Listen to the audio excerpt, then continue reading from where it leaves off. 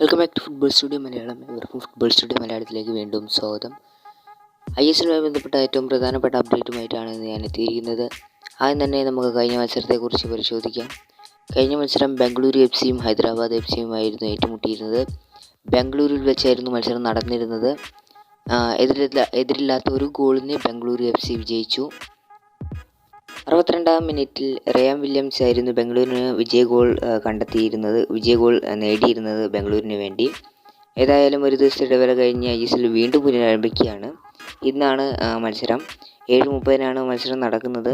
ശക്തരായ രണ്ട് ടീമുകളാണ് ഇന്ന് ഏറ്റുമുട്ടാൻ പോകുന്നത്. 7:30-ന് ഒഡീഷ FC വേഴ്സസ് ഗോവ മത്സരമായിരിക്കും. ഇന്നത്തെ മത്സരം നല്ലൊരു മത്സരം തന്നെയായിരിക്കും. കാരണം രണ്ട് ശക്തരായ കോച്ചുകൾ തമ്മിലുള്ള മത്സരം തന്നെയാണ്. ഒന്നാം സ്ഥാനത്തിന് വേണ്ടി പൊരുതുകയാണ് ഇപ്പോൾ ഇരു ടീമുകളും. അതുപോലെ തന്നെ ബ്ലാസ്റ്റേഴ്സും പിന്നിൽ തന്നെ ഉണ്ട് 3-ാം സ്ഥാനത്ത്.